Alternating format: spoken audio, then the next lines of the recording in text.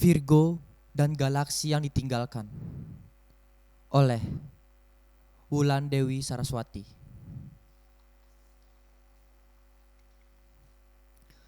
Tokoh Virgo, wanita berusia 55 tahun, seorang bidan. Bumi, wanita hamil berusia 35 tahun. Bima Sakti, pria berusia 56 tahun, pebisnis, suami Virgo.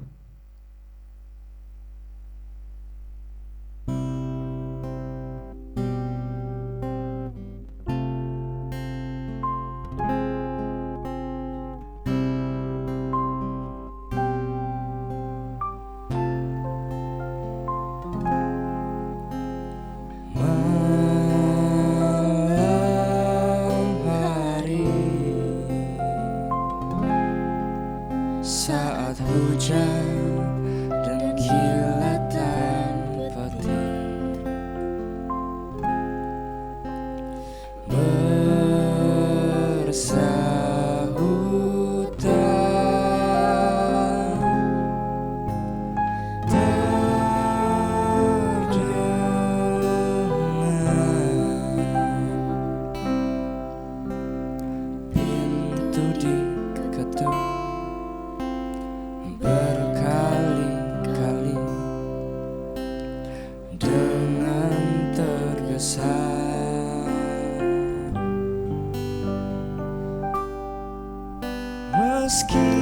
Malam hari, saat hujan dan kilatan petir bersahutan, terdengar pintu diketuk berkali-kali dengan tergesa. Meski lampu depan klinik telah dipadamkan, tanda jam konsultasi sudah berakhir, namun masih saja suara itu terdengar. Suara ketukan itu bersahutan dengan suara pembawa acara televisi yang menyiarkan ramalan cuaca, kemudian disusul laporan jumlah kasus kematian akibat pandemi COVID-19. Suara itu Virgo mencoba memeriksa siapa yang datang di antara kilatan petir. Virgo kedatangan seorang pasien dengan badan yang basah diguyur hujan. Virgo mematikan televisi yang ada di dekat meja kerjanya, kemudian menyalakan lampu depan. Ia mempersilahkan pasien itu berbaring di ranjang. Pasien itu melihat-lihat ruang praktik bidan yang berantakan. Beberapa alat medis yang telah digunakan bertebaran di atas meja. Tabung oksigen yang berkarat dan lemari kaca yang dipenuhi obat-obatan tak diatur sesuai abjad. Virgo mencari alat pengukur tensi dan suhu di laci meja. Ia kenakan baju medis dan mengalungkan stetoskop sambil membuka percakapan. Ya ampun, hujan-hujan begini datang ke klinik. Kan bisa telepon. Ini rahasia. Oh ayolah, tidak ada yang lebih rahasia dari musim terkutuk ini. Seharusnya sekarang tidak musim hujan, tapi yang datang justru badai. Kau basah sekali, Bumi. Benar kau, Bumi. Iya, maaf. Mau teh? Tunggu sebentar ya. Kebetulan aku sedang memanaskan air. Virgo pergi ke dapur, sedangkan Bumi mengusap badannya dengan handuk sambil menatap tajam ruang praktik. Aku terbiasa menghirup aroma dupa setiap ada pasien yang datang. Aromanya menenangkan. Oh maaf, ternyata gasnya habis. Nanti Bima Sakti, suamiku yang akan membawakan tehnya. Jangan sungkan ya. Lagi pula, aku dan suamiku sudah lama kenal kamu. Sudah berapa tahun cahaya kita tidak bertegur sapa. Jadi rindu masa-masa kita bekerja sama dulu. Jika kamu masih bekerja di kantor kami, pasti segalanya jadi lebih baik. Maaf, aku sedang butuh bantuan. Aku mau aborsi. Hah? Maaf, itu tidak ada dalam penawaranku dan tidak ada di menu pelayananku. Maukah kau melakukannya? Aku takut mengecewakanmu. Maaf Bumi, sebagai seorang Virgo, keputusan yang kuambil sangat tegas dan bulat sempurna. Kau tidak berhak menolak. Aku yang mengambil keputusan karena aku yang bertanggung jawab. Jelas, karena kau takut. Maaf Bumi, aku tidak akan merendahkan profesiku. Baik, lebih baik aku buang diri. Jangan bergentayangan menggangguku ya. Jadi, kau bersedia? Tidak juga. Dengar, kau pikir mudah melakukannya? Bayangkan kalau suatu desa akan mengadakan upacara besar untuk kematian yang disengaja itu. Satu desa sudah tahu aku positif COVID. Namaku sudah tercemar. Tak banyak orang mendekat. Aku dikucilkan. Ini wabah. Terlebih ibu hamil lebih mudah terserang. Imunitas sedang rendah. Saat aku dan tim tenaga kesehatan datang ke rumahmu, tentu kami berharap tidak ada kasus yang berat. Saat itu kau sungguh pucat dan sesak. Cepat-cepat aku ambil alat tensi pengukur oksigen dan ambil spesimenmu. Apakah aku akan percaya kalau spesimen yang kau ambil benar-benar milikku? Mungkin saja kau menukarnya. Puskesmas kami tidak selancang itu. Lagi pula, buat apa kami melakukan manipulasi? Uang insentif dari tahun awal pandemi juga belum kami terima. Kami hanya bidak-bidak korporat. Tindak tanduk kami harus tunduk pada aturan. Jika lab sudah menyatakan kau positif, aku tidak bisa bicara apa lagi. Bahkan, aku bersedia mengantarmu mencari rumah sakit, meski beberapa rumah sakit penuh. Aku masih belum yakin dengan itu. Maka, aku minta pertanggungjawabanmu. Kau ingin menuntutku atas bantuan yang kuberikan. Kau pikir mudah mencari rumah sakit? Ranjang rumah sakit makin minim, oksigen yang terbatas, dan pakaian kami yang pengap. Kami seperti bungkusan mayat atau pocong, sebut saja astronot. Setidaknya di luar angkasa tidak ada makhluk konspirasi macam kau. Keraguanmu tidak beralasan. Aku tak bisa menerima kenyataan aku hamil. Terlebih lagi, aku diwajibkan isolasi di rumah sakit. Perubahan iklim ini membuatku tak bisa bergerak lagi. Orbitku sudah penuh polusi. Sungguh sulit menjadi orang yang dikucilkan bukan karena kesalahan yang kubuat. Bahkan kehamilan ini bukan yang kuharapkan. Kau harus membantuku. Aku seperti dihujani meteor. Sangat mengguncang.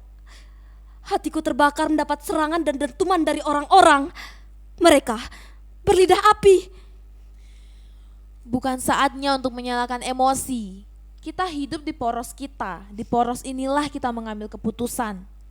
Betapa beruntungnya kau sudah bisa pulih dari virus mematikan. Betapa seluruh alam semesta ini mencintaimu. Lihatlah, kau dikaruniai kehamilan. Kau adalah bumi yang akan selalu ditemani bulan. Betapa manisnya melihat setiap fase pertumbuhan bulan. Dia akan menghiburmu di setiap kegelapan. Percayalah. Terdengar seperti mengasihani diri sendiri. Bulan hanyalah bulan yang selalu membutuhkan bumi. Seolah cermelang, namun malang. Nampaknya kita berada di planet yang berbeda. Aku sulit menerjemahkan pikiranmu. Sudahkah kau renungkan bila janin itu dimusnahkan? Terlebih lagi saat roh janin itu melayang-layang tanpa gravitasi dan tak tahu orbit yang pasti. Sungguh berdosa kita. Dosa? Kau tahu, tidak punya keturunan juga sebuah dosa. Rohmu akan tertelan lubang hitam. Setidaknya aku berevolusi. Ada banyak hal yang terjadi di hidupku. Kini aku telah pulih. Lagi pula, aku paham benar kesibukan suamiku. Pernikahan kami sangat bahagia. Dia banyak membantu penyembuhanku. Kau tentu tahu bahwa suamiku memiliki banyak teman. Banyak dari mereka yang menawarkan bisnis, terutama bisnis penerbangan. Teman-temannya yang pilot merasa suamiku punya bakat untuk pengembangan bisnis. Mulai dari agen perekrut awak kabin hingga proses pemasaran. Bukankah kau sudah tahu? Bisnisnya bukannya terbang, malah tumbang. Namanya bisnis, itu biasa.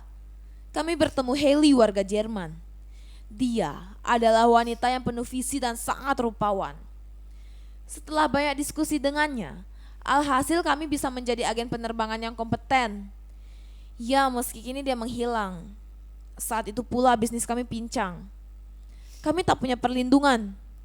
Terlebih, hal itu memicu penyakitku. Kenangan masa silam dan trauma yang kembali mengguncang.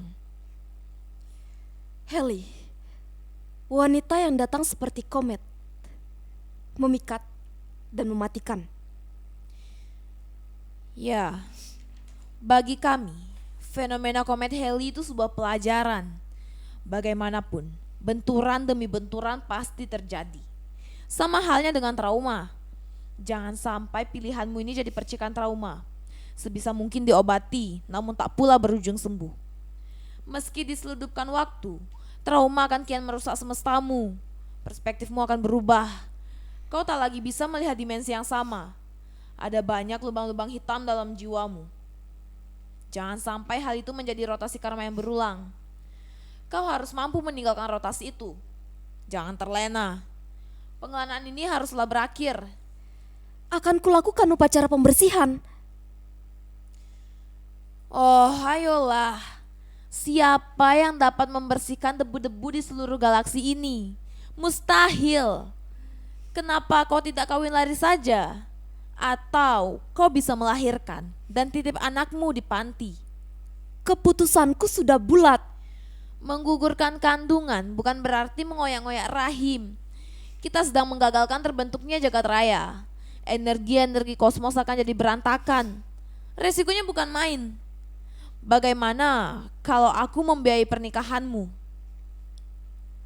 Aku tidak ingin menikah. Bisa kita fokus? Mengapa? Akan kuberitahu sesuatu ya. Pernikahan itu adalah percikan suci untuk menebus utang-utang kita kepada leluhur. Mereka ingin reinkarnasi melalui tubuhmu. Ayahnya laki-laki. Tentu sudah jelas. Aku ingin istri. Apa? Tunggu. Oh baik, aku paham. Jadi Aku akan mengadopsi anak itu. benar-benar Bersyukurlah, aku punya ide terbaik. tidak tertarik. Ini alasan terbaik. Aku tidak ingin orang desa tahu aku hamil. Paham? Lah, kalau kau suka perempuan, kenapa kau berhubungan dengan lelaki? Karena Kau diperkosa atau semacamnya demi uang. bisakah tidak merendahkanku? Baik, aku akan mengadopsi anakmu. Lagi pula, aku belum punya anak. Berapa uang kau beri? Aku punya warisan. Belum ada yang tahu tentang ini. Kenapa bisa? Ayahku jagal, banyak uang. Pembunuh? Aku tidak yakin. Aku pikir itu takdir keluargamu. Maka takdirmu kini membunuh janin. Tidak mungkin. Karena semenjak itu, aku disembunyikan dan diasuh oleh keluarga pendeta. Oh, tidak heran aroma dupa bertebaran. Kalau itu... Penolak bala.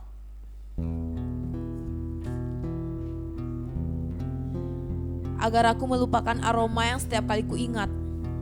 Seperti? Anyir darah. Oh, takut darah. Bukan, hanya bayangan masa lampau. Bima Sakti yang datang membawa minuman teh ke ruang praktik. Mendengar suara kesakitan Virgo, Bima Sakti bergegas mendekati istrinya. Bima Sakti segera memeluk Virgo yang sedang panik. Hei, ada apa? Ayah, kau datang. Kau melihat ayahmu lagi? Aku yakin kau datang sesudah mencuci tanganmu. Ayah, duduklah. Tenanglah, tenang. Virgo berdiri perlahan sambil mencium aroma di sekeliling tempat itu. Tunggu, ku nyalakan dupa lagi. Apa yang terjadi? Apa yang kau bicarakan padanya? Sama seperti yang kau minta. Dia tidak bisa membicarakan darah. Dia bidan, lahiran, dan darah. Dia hanya memeriksa kandungan dan memberi obat. Tapi kau memintaku datang. Untuk memeriksa saja. Dan benar persis seperti dugaanmu. Dia ingin mengadopsi. Terima saja. Aku justru ingin aborsi. Virgo tiba-tiba teriak. Lalu mencoba mengambil jarum suntik di sela-sela lemari obat. Atur napasmu. Aroma cendana ini akan sangat membantu. Ayah, kenapa ada banyak bekas darah di jarimu? Kau terluka. Sebaiknya kita panggil bantuan. Hentikan suara-suara itu. Kau mendengar suara ayahmu lagi. Mereka datang kembali. Siapa mereka? Para pembunuh ayahnya. Bukankah ayahnya yang jagal? Ayahnya dijebak. Siapapun bisa dituduh dan menuduh. Politik telur goreng. Tidak menarik, tapi disantap setiap hari. Sudahlah. Itu sudah berlalu. Jadi, rumor selama ini salah. Ayahnya adalah anak buah Bagus Suteja, penguasa Bali pada tahun 65. Banyak yang menyayangkan ayahnya bergabung dalam politik. Meski berpuluh tahun berselang, ayahnya masih menjadi buronan dari pihak lawan. Ayahnya bersembunyi di desa ini, desa Serampingan, Tabanan. Siapa yang membunuh? Sewaktu itu, persaingan antar bangsawan di Bali membuat keluarga Virgo harus awas. Sebab sebagai anak buah bangsawan, sangat berpotensi dijadikan bidak. Dan nyawa adalah bayaran atas pengabdian itu. Padahal kejadiannya sudah lama, tapi dendam persaingan itu masih tersisa. Tidak ada sejarah yang berdarah? Aku sudah mendampingi Virgo cukup lama. Ayahnya yang saat itu sudah pensiun justru menjadi korban. Saat itu Virgo baru menginjak usia 18 tahun. Aku berusaha mendampinginya hingga kini. Aku tahu keluargaku banyak memfitnah ayahnya. Aku merasa bersalah. Maka aku putuskan menikahi Virgo demi menjaga harga dirinya. Dalam penyamaran, kami memutuskan mengubah nama kami seperti yang kau kenal sekarang. Sebuah rotasi yang berulang. Membosankan. Sungguh. Mereka bilang, ayahku pelakunya. Mereka datang. Mereka membawa obor dan tali gantung. Hei, maafkan situasi itu. Mereka menuduh ayahku berbuat maksiat dan menunjuk ayahku sebagai pembunuh.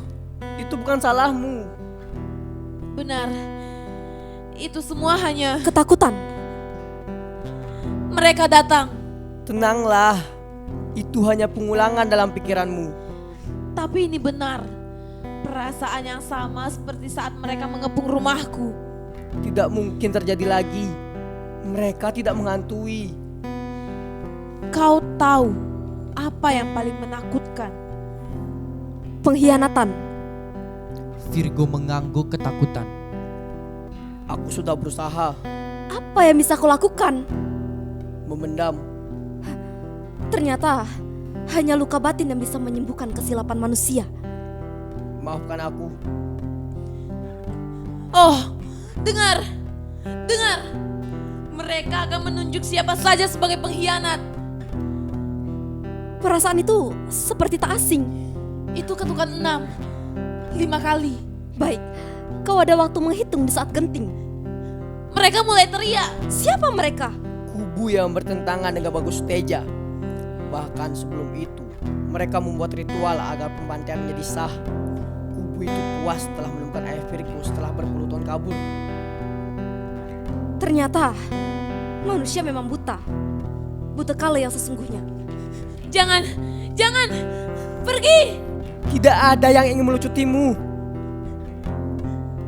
Pasti arwah mereka sedang mengintai. Aku sudah menyarankan dilakukan ngaben massal untuk pembersihan desa ini.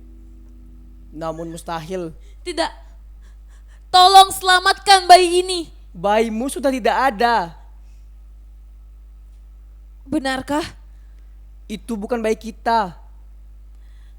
Aku tidak tahu yang mana ayahnya. Seperti dugaanku, lukanya menanah lebih perih. Kehilangan janin dari kelamin yang tersesat. Tubuhku ditelanjangi mereka.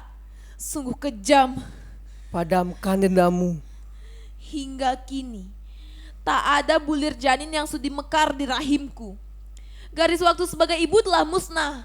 Sementara ayahku sekarat usai dipecut berulang-ulang. Sebulan sesudah peristiwa itu, kepedihan ini makin menjadi. Sebab di saat yang bersamaan aku kehilangan janin dan ayahku. Deras tangisku berkejaran dengan cucuran darahku. Sudahlah. Tenanglah nak, tenanglah. Bisakah kau nyanyikan lagu bintang-bintang? Itu lagu yang kuciptakan dan yang selalu kunyanyikan untuk janinku.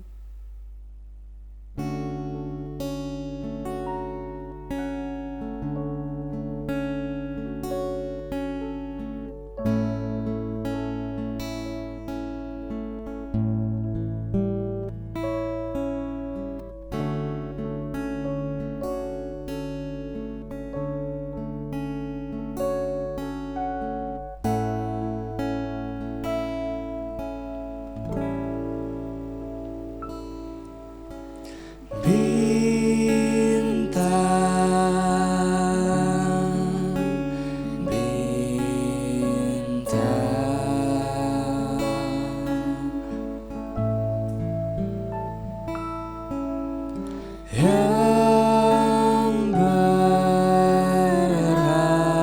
berhati terang,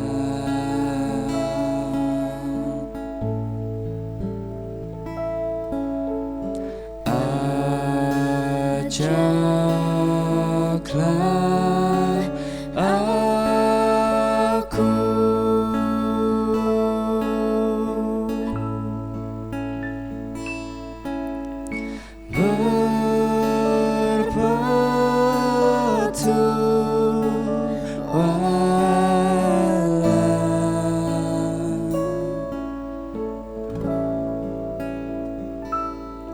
melintasi galaksi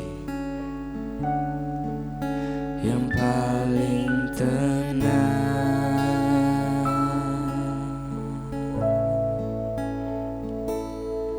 melintasi galaksi yang paling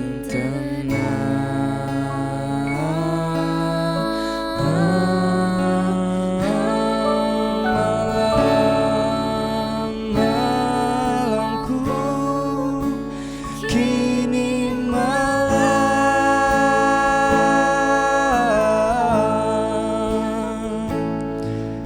penuh gerhana dan yang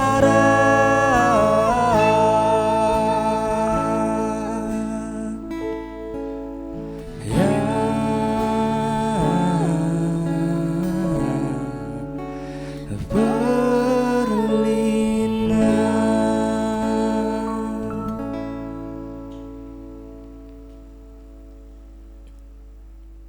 Kumohon, jangan lakukan itu. Berikan anakmu padaku. Bima Sakti menyelimuti Virgo di ranjang pasien. Virgo perlahan terlelap. Kembalikan dia ke rumah sakit. Aku muak dengan permintaannya. Lebih baik tidak ada yang tahu. Tahun lalu dia baru pulang dari rumah sakit jiwa. Dokter mendiagnosis dia mengidap bipolar akibat pasca trauma. Daripada satu desa gempar lagi dan menuntut hukuman pasung untuknya, lebih baik kurawat sendiri. Aku biarkan dia sibuk membantu orang, bekerja lagi di puskesmas dan membuka kliniknya kembali. Semenjak pandemi ini, ia menemukan kembali makna kehadirannya di dunia. Ia sangat bahagia bisa membantu menyembuhkan orang. Aku harap dia benar-benar pulih. Sampai kapan kamu manipulasi emosinya? Seolah peduli, tapi menyakiti. Kacau, Yang menyarankan ini semua adalah kau. benar-benar kacau. Berikan aku uang, aku gugurkan di lain tempat. Kau tahu aku sedang pailit. Kau tahu aku tidak menginginkan ini. Kau menjebakku agar kekasihmu Heli itu bisa melarikan uang dan anak buahku. Wanita kejam.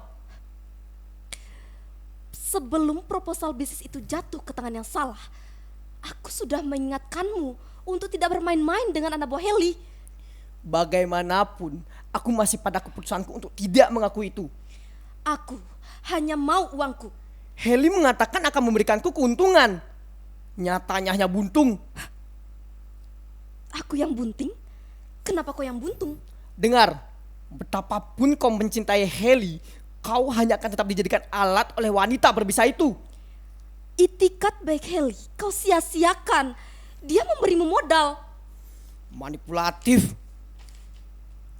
Kau membuat Heli pergi dari hidupku. Kini dia tidak ingin memberikanku uang. Ini ulahmu. Sadarlah, kau seorang Bima Sakti. Tetapi ternyata selalu mengaku sebagai korban. Sungguh lemah. Kau hanya bisa meminta maaf atas segala kelalaianmu. Kau pun harus tersadar. Dia orang barat yang hanya tahu keuntungan. Dia memanfaatkan kamu dan aku. Aku mencintainya. Karena uang. Wanita itu punya berpuluh helikopter, pesawat jet hingga roket. Dia bisa kabur keluar angkasa. Kau tak akan bisa menyusulnya ke ujung antariksa karena kau adalah bumi. Bumi terdiam. Kita melakukannya sekali karena Aku kesepian. Aku ditinggalkan Heli. aku hanya menemani. Tapi kau menjebakku dengan janin ini. Hus, kecilkan suaramu. Virgo terbangun. Bila istrimu gila, tidak perlu memuaskan hasratmu padaku. Meski aku mirip dengannya. Hentikan! Apa yang kalian sembunyikan? Aku tidak berhak mendengarkan percakapan ini. Tenang, tenanglah. Ini semua ilusimu. Virgo sangat geram dan melemparkan barang. Namun suaranya tak terdengar. Ia tak bisa mengeluarkan suaranya. Suaranya tertelan karena hatinya terlalu terluka. Ia membenturkan kepalanya berkali-kali. Ia menuju Bima Sakti. Menunjuk di depan mata Bima Sakti. Berbicara, tapi tak terdengar suaranya. Mengata-ngatai Bima Sakti. Ia lalu menyeret dan membentak bumi. Namun suaranya tak terdengar. Bumi diseret keluar ruangan oleh Virgo. Bima Sakti menuju tengah panggung, bernyanyi bintang-bintang.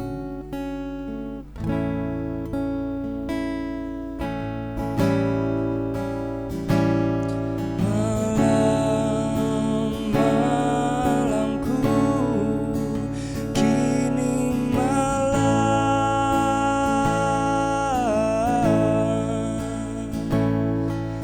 penuh gerhana dan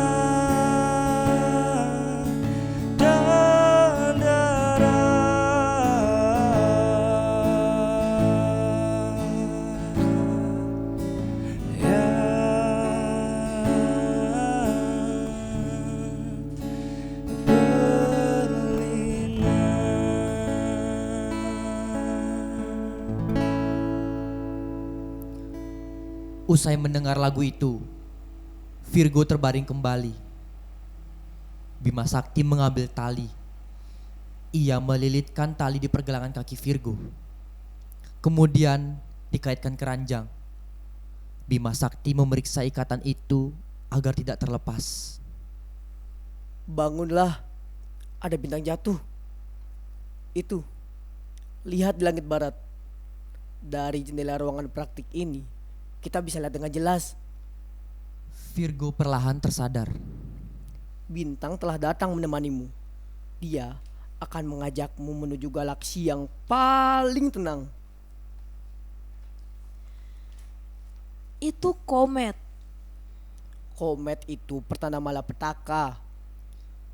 Virgo menggerakkan kakinya, namun tidak bisa karena terikat. Percayalah, itu hanya gugusan meteor yang kita sebut bintang jatuh. Orang-orang selalu berdoa, mengirim harapan yang dipikir akan jadi kenyataan. Mengecewakan, itu hanya mitos. Siapa kau? Masih suamimu. Pantas aku lupa. Kau berani mengikatku. Begitukah suami? Maaf, aku memang Mengecewakan. Bima Sakti memalingkan muka. sebaiknya aku kembali. Pasti ada sebab kau terlupakan. Bima Sakti tetap melangkah. Dengarkan ceritaku. Bima Sakti berhenti. Oh, Sakit. sudah lama. Tentu membekas. Ini tidak seberapa dibanding saat aku melihat seorang wanita di tengah hujan menangis. Kau tahu, dia ingin menggugurkan kandungannya. Bima Sakti menahan air mata. Aku belum sampai ke bagian paling pedih. Orang itu ternyata tahu identitasku yang seorang bidan. Ya tentu dia tahu aku. Aku memasang pelang di depan ruang praktik. Orang-orang akan memanggilku bila ingin memeriksa kandungan, demam, diare, masuk angin. Sampai yang baru ini, ada yang minta aborsi. Tenanglah. Baik, aku tenang. Tapi, meski aku hanya tabatan 2, aku cukup tahu teknik kuret. Meski begitu, aku lebih banyak mempelajarinya di film-film. Bima Sakti keluar. Iya, jika dia berani membayarku, kenapa aku tidak lakukan saja yang diminta? Masalahnya, aku tahu dia tidak punya uang. Iya, bisa jadi dia simpanan om-om. Baiklah, lebih baik jadi simpanan om-om daripada jadi tahanan. Lah, kenapa aku ditahan? Aku sudah membatalkan. Aku menolaknya. Tentu aku tidak ingin disalahkan atas apapun yang terjadi. Lebih baik aku mati daripada menanggung beban begitu. Ya, aku ingin mengadopsi bayinya. Bima Sakti masuk dengan membawa pisau dan melepas ikatan. Sebaiknya jangan mendekat. Bagaimana kepalamu? Aku terjatuh. Bukan. Kau membenturkan kepala. Oh, aku pikir. Aku ingin membebaskanmu. Aku akan merawatmu. Sungguh tak menyesal. Virgo perlahan berdiri. Bima Sakti memeluknya. Baiklah, Virgo membalas pelukan Bima Sakti dengan pelukan erat di bagian leher. Semakin lama, pelukan itu semakin kuat hingga Bima Sakti sesak. Hilang nafas. Saat Bima Sakti tengah sekarat, Virgo menyanyikan lagu Bintang-Bintang dan seolah menggendong bayi. hal yang sama mengintai, membuntuti, terjadi berulang-ulang. Seperti tata surya yang berputar-putar mengitari matahari.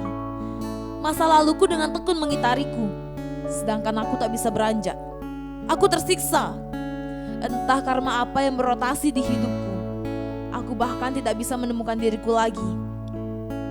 Aku bagai gugusan bintang yang begitu rumit.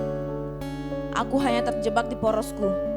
Luka-luka yang berbenturan menjadi ledakan demi ledakan yang mengguncang. Sudah saatnya aku meninggalkan putaran ini. Sudah waktunya galaksi ini kutinggalkan. Aku bebas. Aku telah siap berkelana ke semua penjuru antariksa. Lampu panggung perlahan meredup. Virgo menyanyikan lagi lagu Bintang-Bintang sambil meninggalkan panggung. Lampu panggung mati.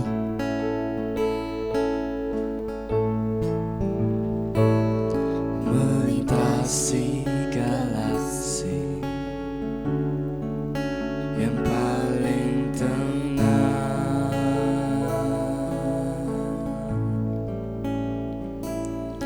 melintasi galaksi